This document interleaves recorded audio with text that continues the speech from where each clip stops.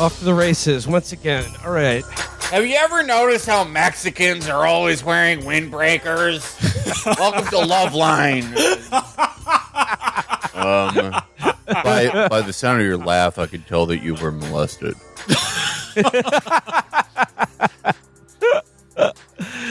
Oh, man. Millennials should be doing some gainful employment rather than turning up and down the gain on their podcast. This is Adam Corolla. Hawaiians are some of the dumbest people we have. That's an actual quote. Typically, girls who wear mini skirts past college have had sex with over 300 people because they were molested in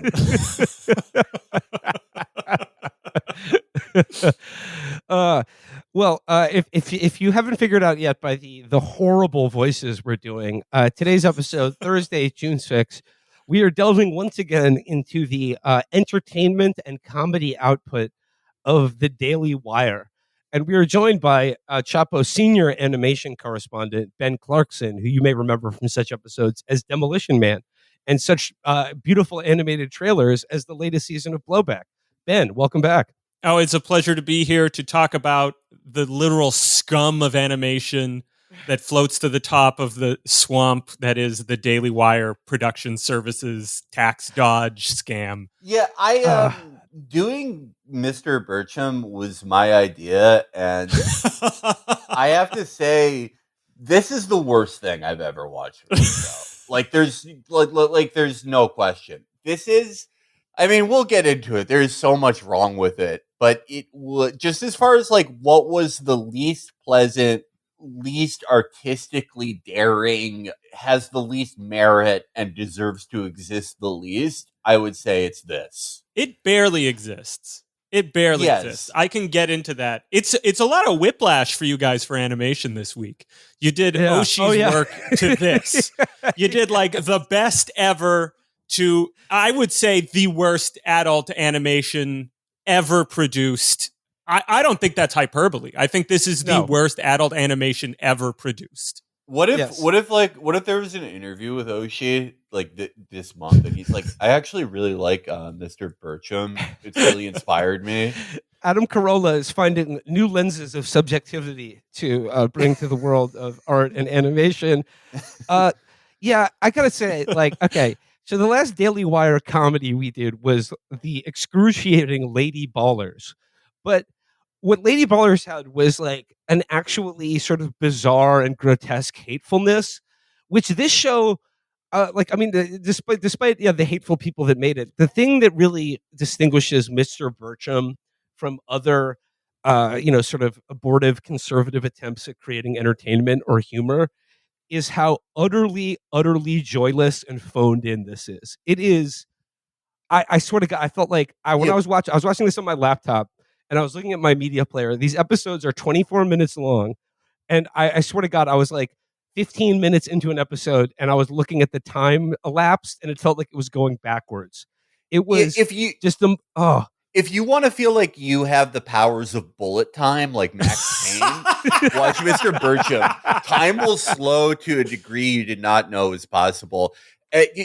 Just speaking to how phoned in and joyless this was, as Will said, the voices in this, like, people have made a lot of hay about how elderly and tired the voices on The Simpsons sound now, which is true. Yeah. Like, they sound, that show is recorded in a fucking hospice. But on this show, there are so many characters, Mr. Birchum included, where their actors so clearly sound like they are at gunpoint. They do not want to be there. Half the voices on this show are fucking disinterested. They know how shitty the material is. The woman, whoever is playing the principal, is it like someone? Roseanne Barr. That's Roseanne Barr. That's Roseanne? Yes, She's Roseanne. Roseanne. She's supposed to be like a lunatic. She's supposed to be a crazy person. And during this, she sounds like my mom when I tell her about video games I like. Yeah, she's on a bar of Xan just trying to get through the session. But like, especially Adam Toyota Corolla. His voice is so appalling. His performance is miserable. It's his show. He got everything he wanted on this show, and he's just like, bah, bah, bah, bah, bah. Oh, when you use the microwave, press 3 twice. Shut the fuck up. He's like, they like set up a drive-through recording studio for Adam Corolla. It is, no one has ever given a shit less. And like, if this was like some shitty show that like, Jeremy Boring or any of those other guys wrote, it'd be like, okay, I get it. But no, you had total creative control. And I hate saying this, but it's true. Adam Carolla was like funny at one point. And yes. One of the reasons this show is so dire and so horrible to me is that the subject matter, which is like sort of like a dated perception of a woodshop teacher, that used to be the fulcrum of Adam Carolla's material, was sort of like the direness and the hopelessness of a pastiche of like 1970s America. And it was very funny because he very accurately like painted the picture of how shitty things were. But one of the reasons this is so bad is like, because he's like, everyone is like has such an idiotic perception of like culture war politics now. He has to take his entire act, which was basically a biographical recounting and a really accurate portrayal of like shitty 1970s lower middle class America, and say, no, all that was good actually because it wasn't woke. Yes. And it completely like upends everything that made him funny and interesting. And doing like a little bit of background research for this, I realized that Mr. Birchum is a character that Corolla premiered on the show Crank Yankers. Yes. You guys got almond milk? Yes. We also have hemp milk. Oh, hemp. Well, I don't want to catch you high. No. I ain't Rastafarian. He's recycling material from Crank Yankers for this show. And like to your point about like, okay, he's a shop teacher. And like 90% of the jokes on this show are about different kind of power tools. But another reason this show is heinously unfunny is that it like, because it's Corolla, like, you know, it's pure from the mind of Adam Carolla. It's something I've noticed throughout his whole career, like, you know, starting with Loveline, The Man Show, even Crank Yankers, is Adam Carolla sincerely regards working on a job site in construction as like serving in the military. The way he talks about his experiences being like working in construction is like he was on the Bataan Death March or something. And he thinks it's like a cross between storming the beaches at Normandy and being like a roadie for Led Zeppelin in the 70s. It's both the most valorous, honorable thing you can do and the coolest, most badass thing of all time. And yet he has nothing but contempt for anyone who does any work or labor. Like they even say in the show, like, oh, don't hire a worker. Don't hire someone to do a job. How dare you? This show is like if somebody watched The Simpsons and thought we should listen to that Homer guy more. Because the dad in the sitcom is it's not a comedy, right? They fail at the basic premise of comedy. Basically what the show is it's King of the Hill, but they left out all of the heart and jokes. Yes. And they thought, let's listen to Hank I was all just the thinking time. about the King of the Hill episode where Hank becomes a shop teacher at Bobby's school. And like, it's that episode, but drawn out over a series. But like you said, shorn of like the actual like love for the characters that King of the Hill had, and you can say the King of the Hill even had some like genuine conservative values in the show too. But like the thing is, like King of the Hill had real characters and it had a real sense of place and specificity and a real heart to it, and like an actually funny joke. So like this is just the episode of King of the Hill where Hank becomes the shop teacher and all the kids love him because he teaches them about, you know, a miter saw.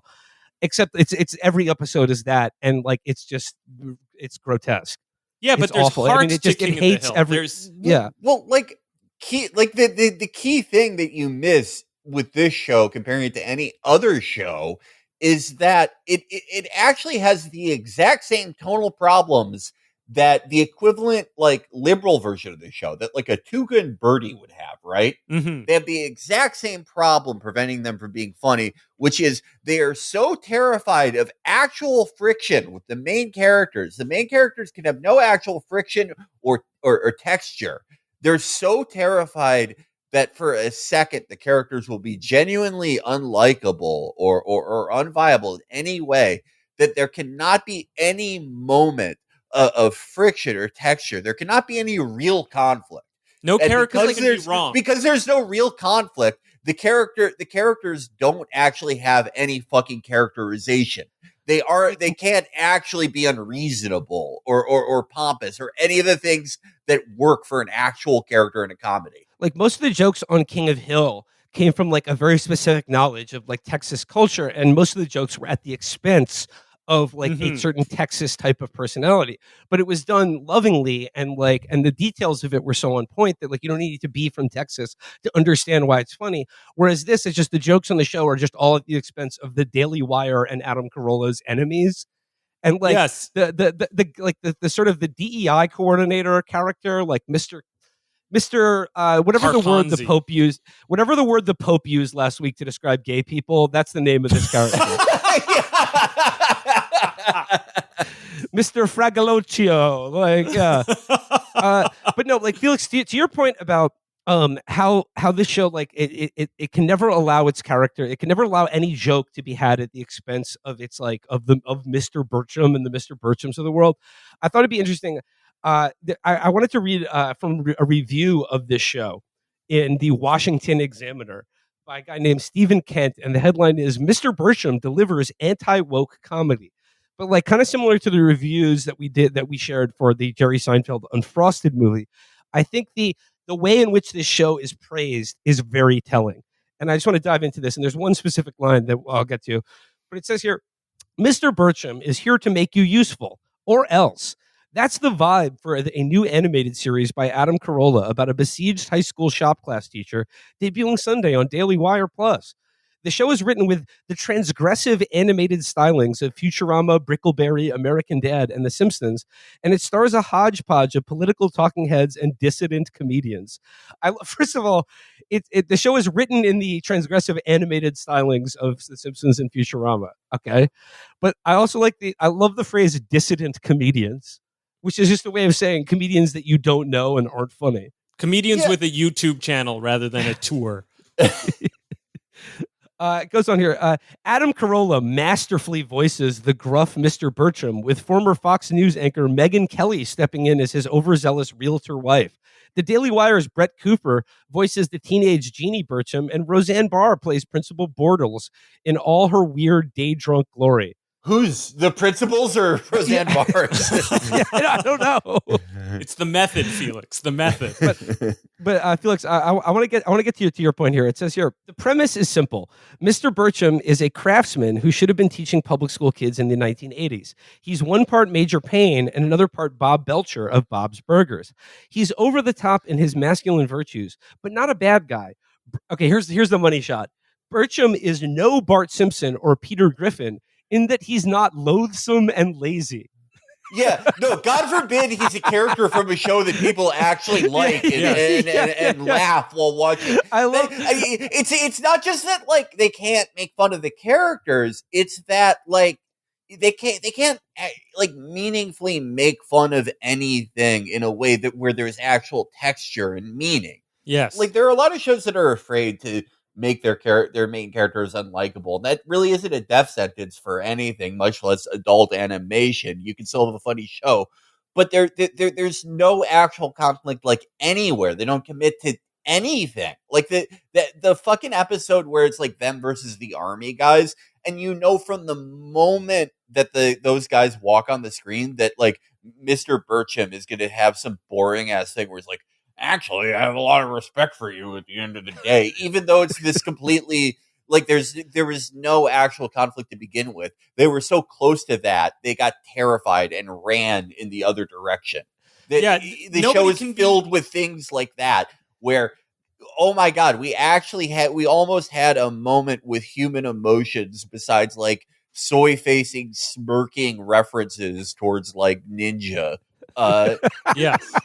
God forbid we have that. Run away. It's so much like the Eternals or something, or like Tuca and Birdie in that way. It's insane. Yeah, it's unable to, because animated comedies, they make fun of the, like, I'm going to point to King of the Hill and The Simpsons. They make fun of the father, right? The father is a ridiculous character. Homer and Hank, they have their paternal authority, but they're ridiculous characters, and it's a tragedy for them because they're buffoons.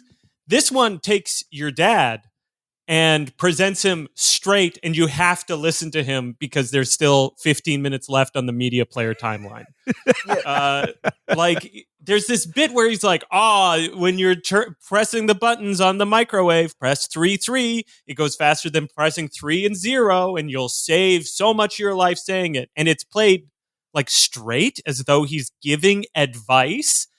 And any other comedy could have actually taken this material and then pointed like, look at how ridiculous this person is. But it's unwilling to show us how ridiculous any character is. It's unwilling to have American life be a farce.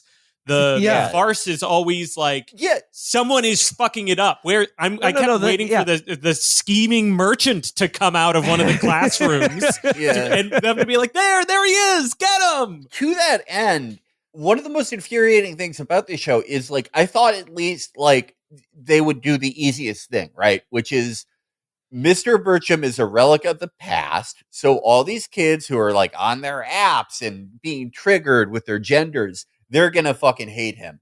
And I thought that, like, in the first episode, that's kind of what they go with. But that even that is, like, too difficult and scary for them to write. Mm-hmm. So by the second episode, all the kids are like, Mr. Birchum, I may be polyamorous, but I love you. You told me how to use a bander saw, and I'm not woke anymore. And it's like, God forbid there was any conflict between characters here. Thank God you got rid of that. Well, and without having the conflict with characters, there's no, like, affection between characters too. Like a big... Yeah. When you're doing comedy writing 101, it's focus on relationships, because people want to see how relationships play out. They want to see people fall into a conflict, and then they can see the conflicts in their own lives acted out, and it holds attention. Like, relationships are the load-bearing beam of comedy, and you want to focus on that. There's no affection even in the guy's own fucking family, right? Like, what is his relationship with his wife? Is he breaking up with Megyn Kelly? And I should give, like, a little kudos. We're dunking on this. I actually think Megyn Kelly does a pretty good job in this show. Wasn't her voice acting was better. Yeah, her voice acting was better than Adam Carolla's. Oh, 100%. She's in fact, I want the show to be entirely about her. I think her character is much more interesting, and I actually think the idea, but you can see where the difference between the idea and the execution here is that they're sort of like their marriage. She's a Democrat, he's a Republican, she's a real estate dealer, he renovates the house. That's good. These are good ideas, and that their marriage is sort of on the rocks, and then they do nothing with it. They just sort of gesture towards it and be like, see, we did writing. Now to make fun of the DEI consultant. But Ben, to your point, it's like King of the Hill, Family Guy, The Simpsons. Like, what do these shows all have in common is that they understand American culture is a farce, and that's where they mine their humor from. Whereas this show's attitude is that American culture is the best, it's the greatest country in the world. Thank our brave troops who protect our liberty. But the farcical aspects of it are this alien thing that's been introduced called woke or DEI. Yes. And like, then as such, that's the only source of, if you want to call it humor. But like, your point about and like, the Chinese and the Chinese. And the Chinese. Yeah. I love this. Where this is another thing from the Washington Examiner. It says here, the show feels like a mid-2000s comedy, both in its self-aware sense of macho humor and unflinching bad attitude towards kids these days. It's Tim Allen's Home Improvement with more edge and an awareness of online culture. And I just think Home Improvement has way more edge. It has way fucking more edge. Yes. Family Circus has more edge. I love that thing where they're just saying like, okay, yeah, like it's basically mining the exact same comedy unsuccessfully that was like already tapped out in the 90s, but it has edge and an awareness of online culture. That really sums it up. And Felix, last night you texted the group chat that this is the worst thing that you've ever had to do for the show, and that a groiper should be allowed to kill Adam Corolla. Felix, you remember Music Groiper? Yes, my hero. We need to find television comedy groiper and give him Adam Carolla's address. Yes. If you television comedy groiper, if you are out there, a groiper who is expert in all things from Norman Lear to the modern day, you should be able to execute like a Giles Corey style execution of Adam Corolla. No jury would convict. No, the groiper's the jury and the judge and the executioner. This is the groiper court. Yeah, Felix Sanford and Son groiper. He is going to be. He's being dispatched. But Jefferson's groiper, Sanford and Son groiper. We're all going out for brunch. But I think one of the interesting things about one of the reasons we wanted to do this episode about Mr. Birchum is that I've been really enjoying because the way they're pushing this really hard, and they said in the Washington Examiner article, after Lady Ballers, this is another attempt of this is another building block on the road to the Daily Wire constructing an alternate Hollywood and entertainment industry that caters to the values of the forgotten masses, et cetera, et cetera. But what I think I've been enjoying about this is seeing how negative the reaction to this dog shit is from the people it's intended to be, the slop junkies that are supposed to be liking this. I just saw one. I was Ben Shapiro was posting something about this week, check out Mr. Birchum premieres on Daily Wire Plus, and I just saw someone reply to him go Jewish and gay. Yeah. Oh my god. Yeah. The response to this has been so fucking funny because it's 99% negative, right? And 44% of that, right, is groipers who are this is Jewish and gay, and they're drawing pictures of Mr. Birchum holding an Israel mug. And being Israel's the only democracy, our greatest friend. Try going to a pride parade in Gaza. And then the other 45% are regular conservative, Daily Wire subscribers who are hey, I really liked, Let's Kill Trans People, the movie, and all the other bullshit you guys did. But this really sucks. This is not funny. I don't like this. I'm unsubscribing. And then 1% people who are 63-year-old wards of the state who are this is hilarious. I almost died from getting my tie caught in a printer this week. But I love Mr. Birchum. That's the exact audience for Mr. Birchum. Yeah. They did not try with this show. It is really obvious, even in the animation. I don't think they're going to be pushing this very hard because this show looks like shit. It is done it looks like if Family Guy had a extra chromosome and it came out wrong. If Bob's Burgers were made with British beef stock that gave everyone mad cow, they gave everyone prion disease in their brain. And Ben, to your point about how shitty the animation is on this show, they do the classic Simpsons thing of having all of the human characters have 4 fingers. But I don't know, for some reason, it never really registers in The Simpsons. Whereas every time I see someone's hand on this show, I recoil in horror. I just go, oh, fuck, it looks like E.T. Ugh, Jesus Christ. Because with everything on this show, they can't commit to one thing or the other. Yes. With The Simpsons, the finger thing actually lends itself to the show, right? It's great because it fits the tonality of The Simpsons, which is, this is the real world, but there's enough cartoon logic, right? There's enough classic Looney Tunes style physical logic to this world so that it's fun, but it's grounded enough that we can make fun of actual existing things in this world, but there's a timeless quality to it still. Yeah, I think the yellow helps. With Mr. Birchum, there's no frame of reference for time or its relationship to reality. It depends on the scene or whatever shitty joke they're making. That's trend that I've noticed with all adult animation like this. Brickleberry is like this. They can't decide whether they have like a Looney Tunes relationship with reality or like a I guess like Bob's Burgers one, right? Like it's totally inconsistent, and there's no they pick and choose when things are permanent and when things are not. Yeah. And that is a hallmark in shitty adult animation. And Mr. Birchum is one of the worst offenders in it because it routinely forgets what kind of show it is. It does not know. It has no place. It has no time. Like, I was surprised when some character said, "This is California. This is L.A." It's Los Angeles. What? Yeah. What? Yeah.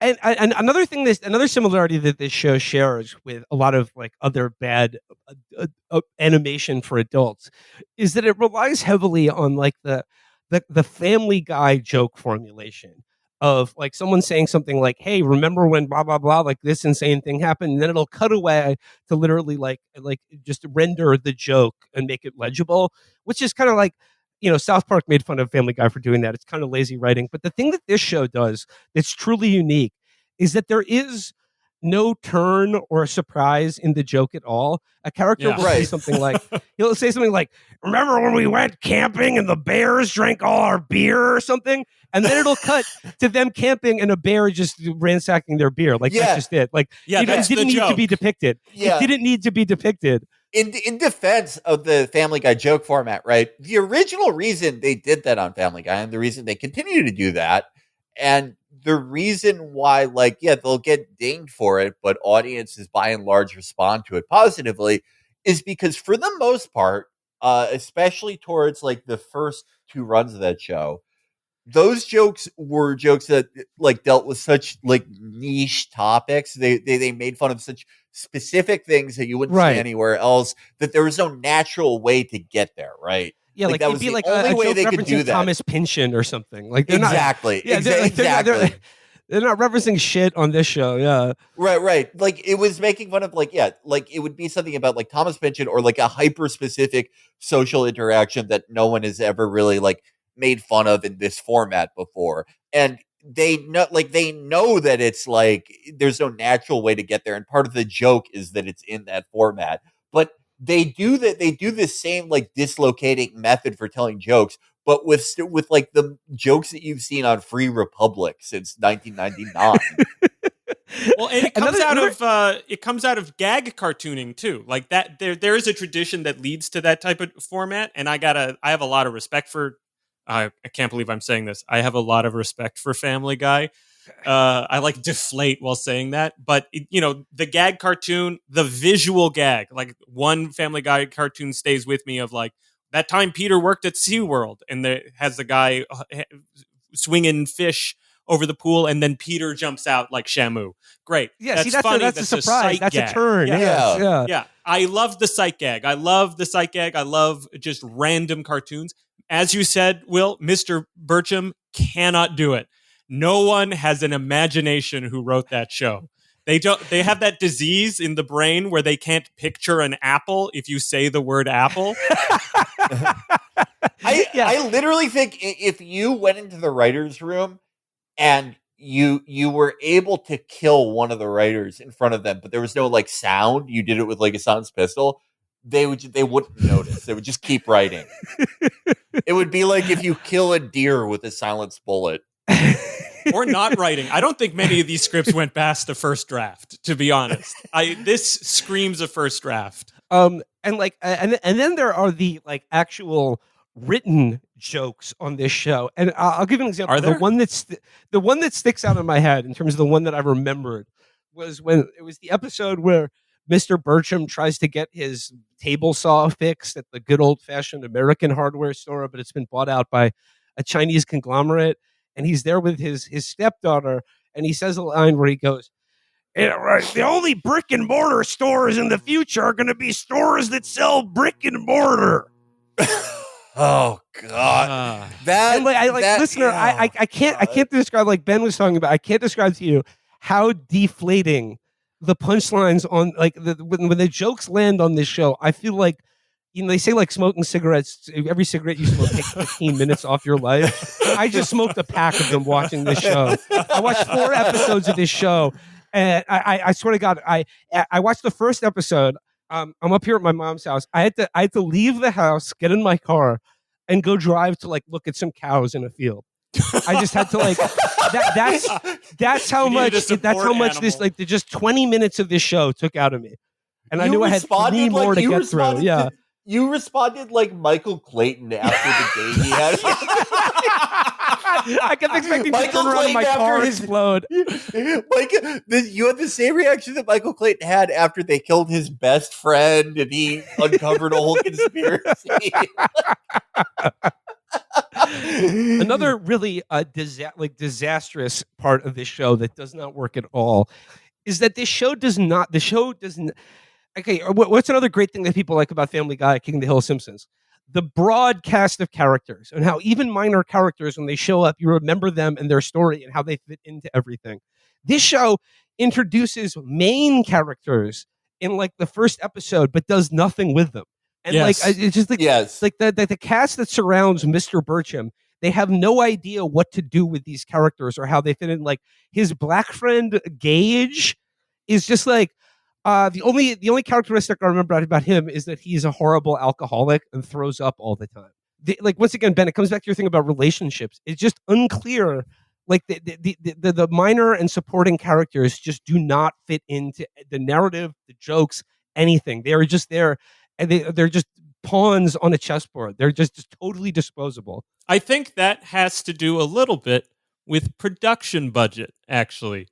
So I did a little bit of snooping and got in contact with the studio that produced Mr. Birchum. And I told that studio... Are they prisoners? Well, sort People of. at ADX Florence are animating this? Some are definitely are Eastern Europeans with a weak grasp of Spanish, apparently.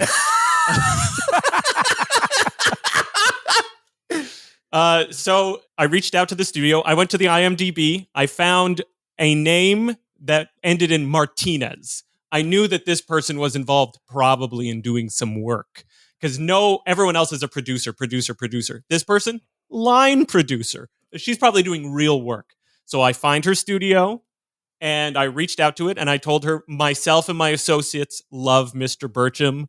We're making a show called Roll Call about kids in high school playing D&D, and then I basically describe the purchase order for Mr. Birchum and say, like, we're right on the edge of pulling the trigger on this. We just need some numbers for the finance guys. And so I was able to twist her arm to get some numbers for Mr. Birchum. And one of the things they brought up was amount of characters on screen.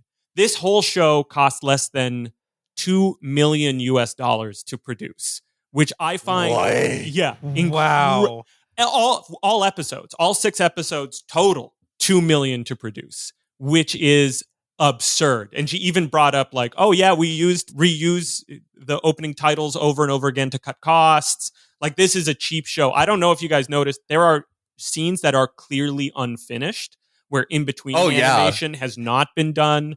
Like, there's this shot in the cheese hot tub, which is garbage. Like, I'm not going to explain that joke. It's a garbage joke, all the garbage in the show, where it's just like, it's like puppet animation, 2 frames a second. They ran out of budget. Ben, I literally thought I was having connection problems. Like, I'm not kidding. The way I at least watched this show was I found a link to a Dropbox on the Adam Corolla subreddit where, in case you're wondering, they don't like this show either. But I was watching on Dropbox, and like the shitty animation, I literally thought, oh, that's weird. My internet's pretty fast. That usually doesn't happen, but I guess I'll download them. I downloaded them, and I have a completely new computer, everything like literally taken out of the box on Tuesday. I have a 4090. I have like everything you could want. And I still had the same like stuttering effects. And it was like, no, that's production. This show is animated like there was lag in real life. But the pilot actually is very smooth. They put all their money into the pilot and everything else suffer. It's not just the shitty animation. It's like the pacing of the show is so strange too. Yes. Because like often, like you're expecting there to be a follow up to a joke. Like, okay, I think it's like in episode 2 or something where Megyn Kelly and her friend go to a spa and they get into an argument about supporting Obama. And her friend is a black woman voiced by, I think, former ESPN anchor Sage Steele, who was canceled because of anti-wokeness or something like that. But anyway, so it's like you're watching these characters and they're having like a political debate, and Megyn Kelly's character is like, how could you not vote for Obama? You know, like he's for you. And then she just says something like, you only voted for Obama because of white guilt. And then there's like a second pause where I'm waiting for like a follow up or like something to, you know, bring this joke home. No, it just cuts to Mr. Birchum. It just cuts to a completely different scene. Yeah, I wanted to talk about that scene because that scene is so insane. Like, they're setting it up like it's a classic sitcom setup where like the two wives are gonna have a day, but like one of the wives is gonna say something that like it kicks off a whole awkward thing. But they keep going back and forth in it. Like, you think the thing that's gonna bust it open is the Obama thing. But after that, when they come back to them after she says the Obama thing, and of course there's like any like hack joke from Free Republic you can imagine, they say it. Oh, you're my black friend that I tell other people about. Like, I don't think anything was ever rejected in this writer's room, but they have that. They like introduce the tension, but then the next time you see them, they're like, we didn't do that well enough. So they do the same thing again. Mm-hmm. They're back to normal, and then they have the Obama argument again. And I want to point out that Obama was president 9 fucking years ago. Yes. Felix, that's what I was losing my mind during this scene. Like, was this show in development hell since 2009? Because like even the right-wing politics on this show are of such a distinct vintage. I kept waiting for the Sage Steele character. Like the Megyn Kelly's character is like, oh, what? You don't want universal health care for everyone? And then I swear to God, I was expecting the Sage Steele character to just say, no, I'm taxed enough already. Support Tea Party patriots, circa 2011. I was expecting some jokes about Joe Biden or something, you know. But no, it's about Obama. It's so antiquated, like, because it's stuck on this Republican Party mode of like, oh, Dems are the real racists, and not like racism is awesome. Yes. Not like we need to stop the dysgenic gene pools from tainting our country's racial destiny. Yeah. We love being Latino and racist. I mean, like, in terms of the actual content of the 4 episodes we've watched, like it's almost impossible to like actually describe the plots of each of these episodes. But like episode 1 is like they introduce the Mr. Fagadoccio character, and he's like he's just like the DEI. He's a social justice Jedi or something, and he's just there to just be like, it's the same joke over and over again with this guy. He's just like, could you stop being so toxic and triggering to our gender fluid students? And Mr. Birchum's like, I'm an alcoholic who's angry about this. Like, that's basically no one loves me. Like Beavis and Butthead did this character 30 fucking years ago, and they did hit. Mike Judge did it better. It was so much funnier, and that was before DEI. Like it's astounding. This character is so shitty, and like the only reason he exists is so they can do the most brain dead word gags. Like the typical scene he's in, Mr. Birchum will be like, well, we should get school management to help us get a miter saw. And then the like pussy weak bitch character is like, management, we say womanagement around here. And it like, how do you not, like, if you're in an actual writer's room filled with competent adults, how do you not like stomp out the person that said that like it's a gang initiation? Well, what happened is it wasn't full of competent adults. Yeah. It was full of yes men, garbage, fail sons who got fired from Disney for touching their secretary and ended up in content acquisition at Daily Wire Plus. Like, nobody involved in this show has talent. Like, the talent is the low grade Eastern European worker who's just looking to get into the industry. Like, I looked at the Glassdoor, I looked at the reviews of the studio, and one of them said, if exploitation had a name, it would be Wise Blue Studios. Like, nobody gives a shit about how this was made. Like, the content is, I said earlier, it screams of first draft. It screams of, okay, we did it. We wrote it. Get it out the door. I don't think there was much editing or vision. I think these guys cashed their checks and they said, that's good. We're good at this. Yeah. Can I just point out something else that I hate about like the woke DII character? Yes. Character. One thing, this is like one thing I hate about him. This is like more minor. This is more like quibbling, but like so much of his like woke stuff is like dated. Like he has a man bun, and it's like, again, what is this, 2012? But more in like the other thing is this happens multiple times. That like Mr. Birchum or someone else from the school is like, oh, our school is falling apart, but we're spending all this money on this woke guy. And it's like, you guys don't want to like spend more money on schools. Yes. That's not your thing. Yeah. What the fuck are you talking about?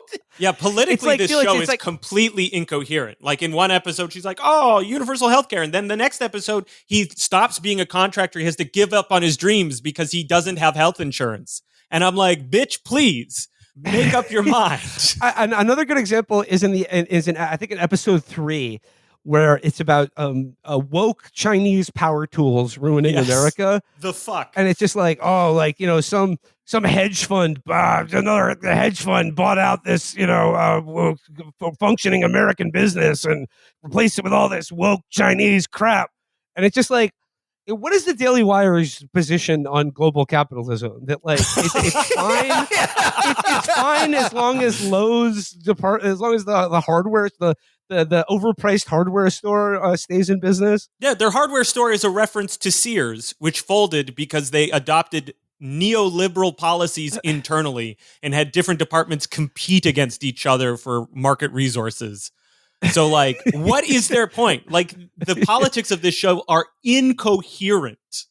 Yeah, I mean, I think, no, but Ben, I think to your point, like, the politics of this show is that, like, and in the sort of like faint praise that I've read for the show, for like in trying to cull reviews for the show. And by the way, nobody reviewed the show other than a website called Based or Not.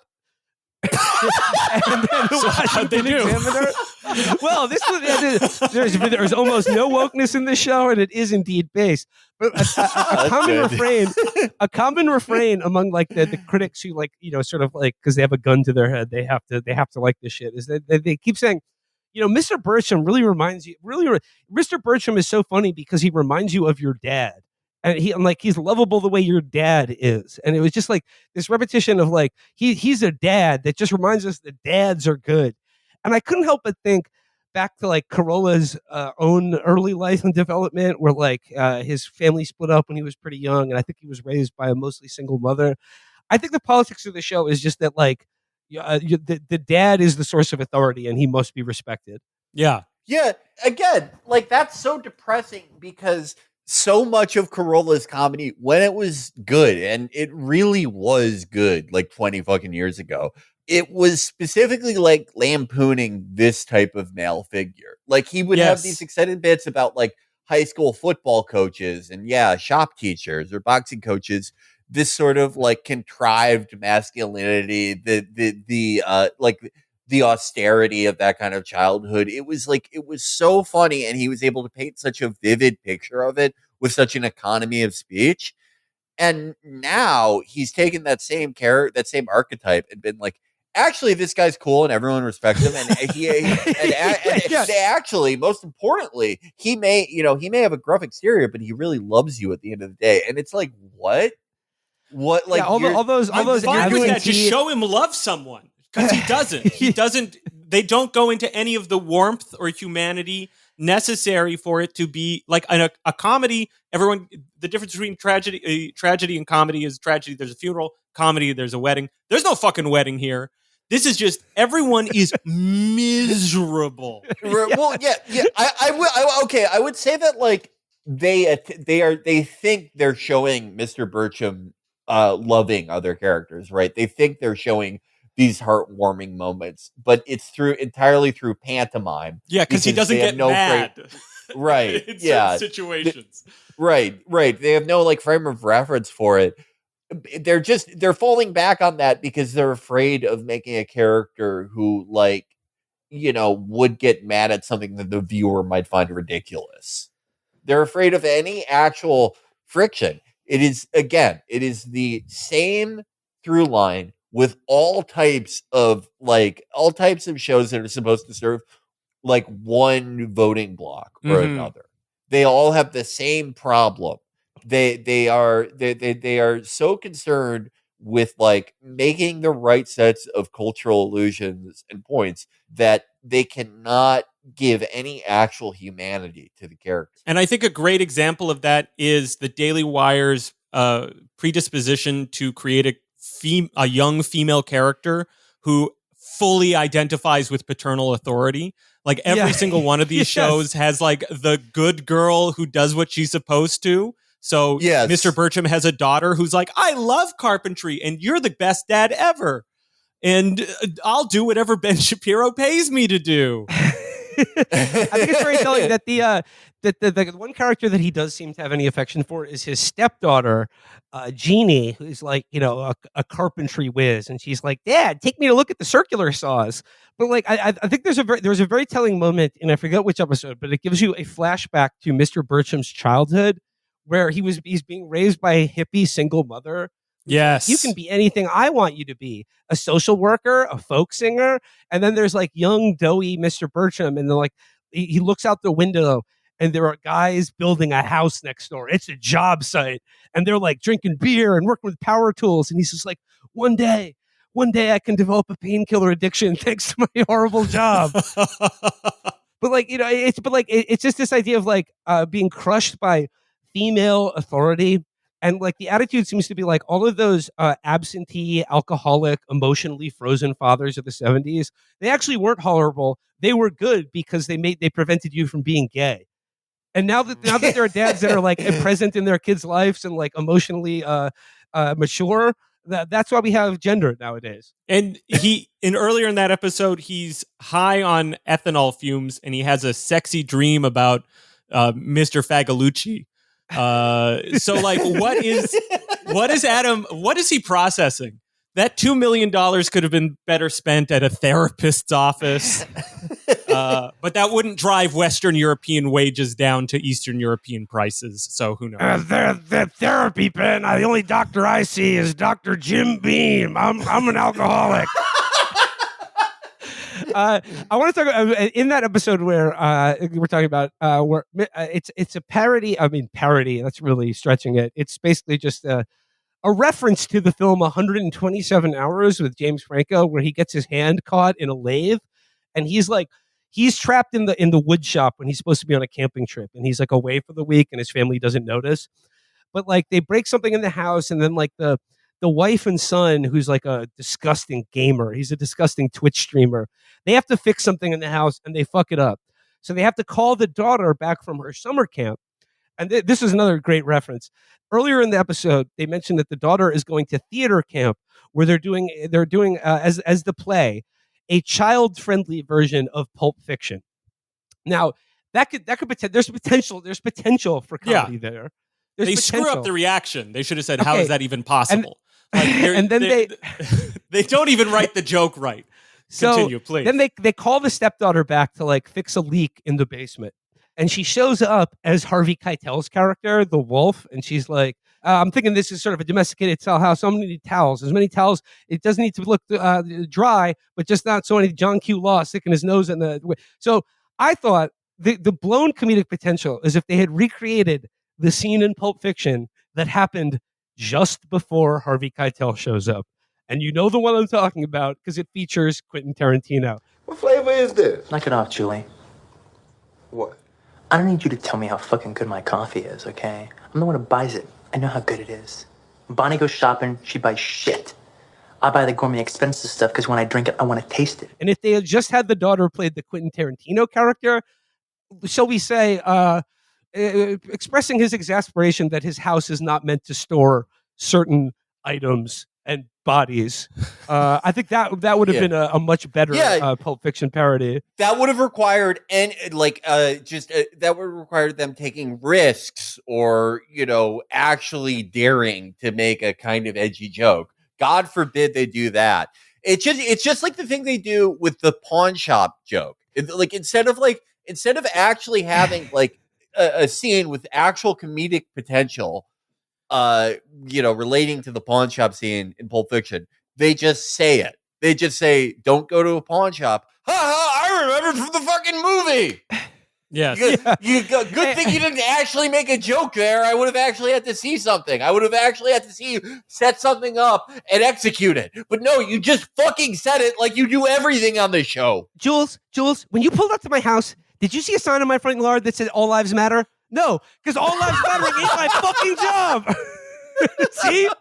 See, that's how you do it. That's how you fucking do it. Let's go. I hate there's just one thing I have to point out about this episode. So he gets his coat stuck in the lathe, okay? And I was screaming about this the whole time. Take off your coat. Just take off your coat. And then at the end, I think, they'll show like he couldn't have taken off his coat. But then a kid cuts his sleeve and he slides his hand out of the sleeve. And I'm like, literally in this episode, he was making fun of kids with learning disabilities. You have a learning disability. Take off your coat. Are the mittens knit inside? What's the problem? I want to talk about the one moment in the 4 episodes that I watched for this that has subtracted years from my life. But I want to talk about the one moment that genuinely made me laugh, and it was not intentional. But it's in the second episode, which is about Mr. Birchum and his friends from the Navy. It's Veterans Day in Los Angeles, and again, like this show's depiction of Los Angeles. You want to talk about budget constraints? They use the same backdrops from fucking Richard Scarry's Busy Town. There is no way on earth that you could possibly guess that this show takes place in California, let alone the greater Los Angeles area from what is depicted. So anyway, it's Veterans Day in Los Angeles, and Mr. Birchum and his friends from the Navy are doing a sort of pub crawl where they gorge themselves on food and alcohol until they throw up. Because they're like, that's what America, that's what we fought, the liberty that we fought to protect. My God. This episode pissed me off so much. And like, the antagonists are a group of 4 identical guys who were served in the army. So the episode culminates with, I swear to God, I'm not making this up, a food fight between the army and the Navy. What? Food fight to determine who will get access to an Irish pub to get drunk at. Okay? Like I said, anti-comedy, pure death, the abyss, abandon all hope. Like not even a shred of anything that could be considered a joke. Save for at the very end of the episode, they're all getting drunk and giving a toast to "Here's to America and freedom." And then it just like it zooms in on like the wall of the pub, and it's supposed to be dedicated to a veteran who established the pub. And it zooms in, and then it just like puts a title card on the screen that says, "Sincerely, thank you to all who served." I was genuinely laughing at that because they were just like, "Hey, we like to have fun here on Mr. Birchum with wild, outrageous comedy plots that involve a food fight. But let's remember what this episode is really about: thanking those members of our men and women of America's armed forces for serving this country, for doing empire in Vietnam. Thank you." Yeah, it's like the pressure of like lampooning Veterans Day was so great that they were like, Jeremy Boring probably like woke up in the middle of the night in a panic and was like, put a fucking plaque on the wall that says "Thank you to veterans." I'm having nightmares about this, but like we need a second draft.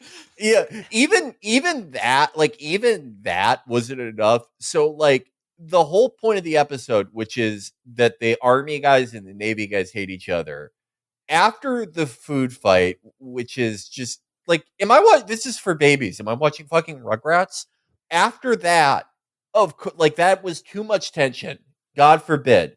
Too much tension and friction. Mr. Birchum says to the fucking army guys, well, you guys may be the army guys, and I hate you, but I love you because we both serve.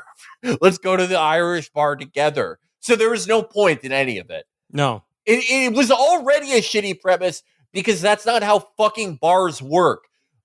No bar is like, all right, we're only letting in this group of 4 friends tonight.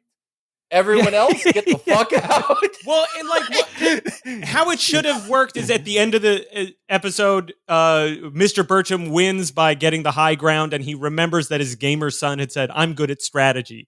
And I was like the Leonardo DiCaprio meme of like, look, a relationship.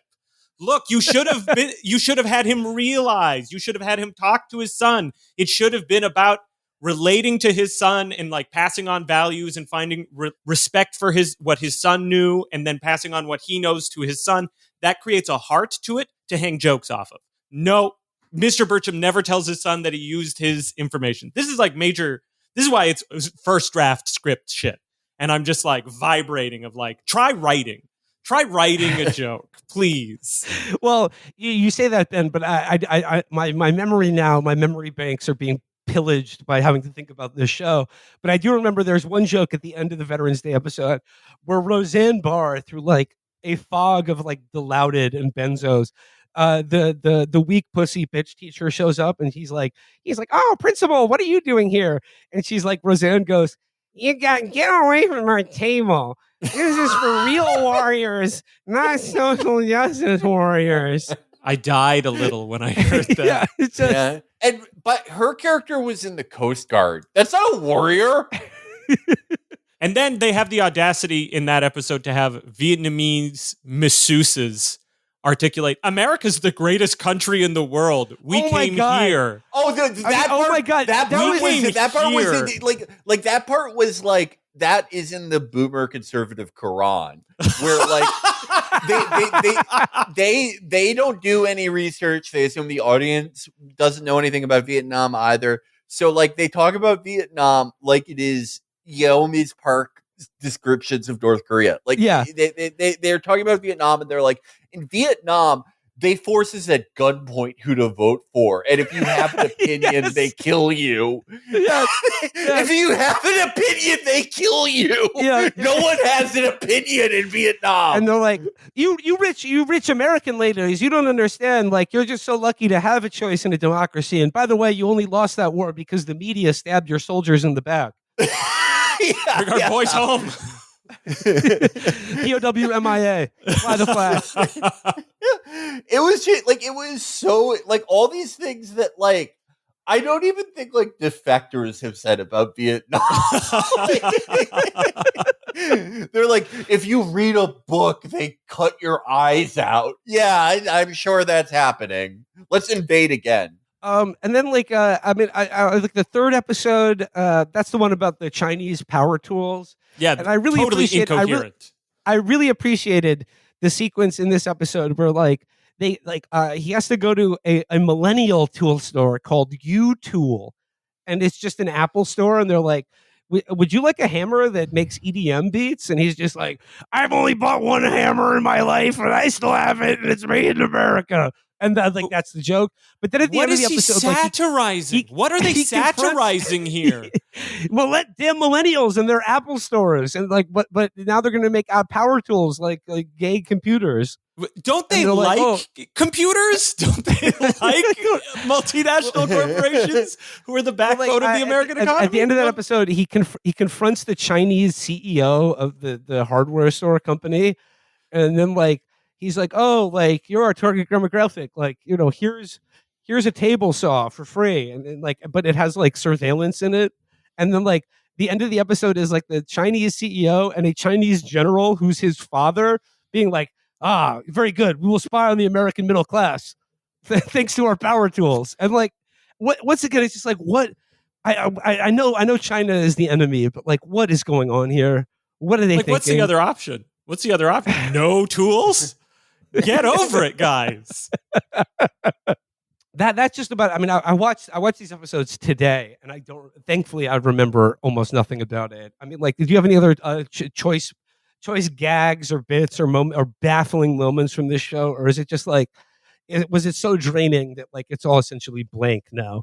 It's bad. It's really bad. I found researching the production way more interesting, and my little scheme emailing with the producer. One of the people at Daily Wire Plus that made this happen used to be their kids content programming guy, and that definitely got me thinking like this is Bluey for boomers. Yeah. Yes. Yeah. It has a color palette that's known to calm boomers. It has a calming effect on boomers. I have one more quote here from the Washington Examiner review of this, and it says here, Daily Wire figures said of their live-action movie Lady Ballers, the story of a group of male losers who pretend to be women so they can finally win basketball games, that it was meant to evoke memories of Hollywood pre-2008. Jeremy Boring, CEO of the Daily Wire, said of Hollywood comedy that it peaked in 2008 with Ben Stiller's Tropic Thunder and went downhill in the Obama years as Hollywood shifted towards the ethos of progressive social responsibility. And just like that, the outrageous comedy that had defined the prior decade and elevated the profiles of Will Ferrell, Ben Stiller, John C. Reilly, Rob Riggle, Ed Helms, and Zach Galifianakis began to fade away. And I love the shout out to Tropic Thunder. It's like, oh, a comedy peaked with Tropic Thunder because Robert Downey Jr. was in blackface. But the thing is, Tropic Thunder is a funny movie. Even the worst Will Ferrell or Zach Galifianakis comedy washes this shit out. And it's just like this idea that like, oh, we're creating the comedy of 2008. It's like you can't even recreate the politics of 2008 in this show. Like, so you're gonna be doing humor like that's like John C. Reilly or Will Ferrell. Like, are you high? What like, and they're doing such a bad job of it too. Like, well, and they're not even trying. The point of Tropic Thunder was not that racism is funny. Like, if they could make, if any single scene in this show, if any one of them was 1% as funny as the other guys, right? Or any seminal 2008 through 2012 comedy, they would, like, people would be declaring this like a home run. They would be like, you guys did it. You brought back comedy. Because people are playing with such kid gloves with them. Like, the fact that this even got positive reviews at all tells me that, like, whoever was going to review this anyway was primed to like it no matter what. But they could not manage that. They could not manage a fraction of that. There is none of the DNA of any of the 2000s in this besides like the cultural references. That's it. There's none of the form or the function of those years anywhere close to this. Well, and they don't put the resources or really invest in people, frankly. Like, I'm going to come back to budget. I'm sure Adam Corolla and two other people, his buddy who likes to make racing documentaries, who was on top of this, they made money off of it. Did anyone who really wrote it spend much time on it? No. They had an opportunity to do something here, and they squandered it, and then they spent nothing on the animation because they thought, as the show says, art is for pussies, art is for idiots. And then they go and they make art. What's the message? You're mocking the literal thing you're making during the show. And then there's no gags. There's no love of gags. There's no love of animation in this. And there's no reason for it to be animated. Like, they don't use the medium of animation in any way. Like, say what you will about Family Guy. Once again, I have to give love to Family Guy that it is doing jokes that only animation can do. South Park is doing things that only animation can do. The Simpsons is its own universe that you can like ensconce yourself in. Great. Mr. Birchum could be like a single camera show. There's no reason to do it animation other than you can pay Eastern Europeans to draw your fucking shit for you. It is so infuriating for me, but then it's also like, it's liberating because we can do this. Like, this isn't hard. They did a shitty job and people did it. Let's make a show. It should be like when that Russian defector flew to Japan in a MiG-25 that he stole. We should sell them Secret Uncles. Yes. What's Secret Uncles? Secret Uncles is like it's a fake Christian movie we made up for a Texas show that we did with Thomas and Jake from Bideo Time. I think like if they saw the concept for Secret Uncles, they would give us $50 million. Amen. They would give us like a stash of Miriam Adelson money. I love sending fake emails to people. It's one of my favorite things to do. Well, Ben, you said this movie didn't invest much in people. Au contraire. So in this Washington Examiner article, where like I said, it ticks off the stars of a prior decade, including Will Ferrell, Ben Stiller, John C. Reilly, Ed Helms, and Zach Galifianakis. And it says they began to fade away. But then the next paragraph is, enter Tyler Fisher. Not necessarily a discount Galifianakis, but certainly a comedian who carries his torch of flippant absurdity with a totally straight face. Fisher shines in Mr. Birchum as Mr. Carponzi, the him, zer diversity and inclusion officer for the school, also known as a Jedi, justice, equality, diversity, inclusion. Yes, this is a real thing because DEI was not cool enough for some of the nation's nerdiest guidance counselor. I love that. It's like the classic thing where like conservatives can't finish a joke because they get too angry. This guy gets too angry. He can't finish the fake promotion he's doing for, in his words, the discount Galifianakis that the Daily Wire is trying to, flog on the rest of the world. Yeah, this is a baffling sentence. He's even better than Zach Galifianakis. And you know they're things. They're fucking gay.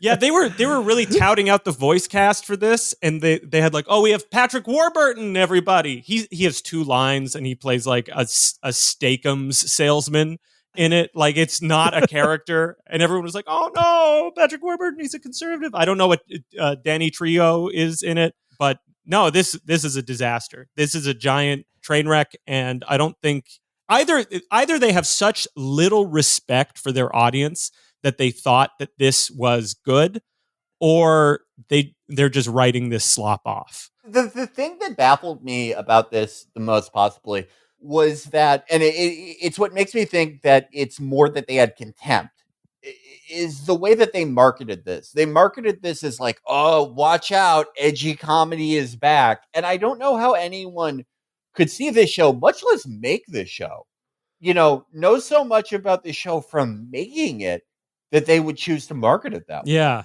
The jokes are all one of the PG, safest things. Parental guidance. It's so fucking safe. It's insane. Like, Steven Universe is like edgier than this. Yes. Steven Universe should get its based or not based.com rating.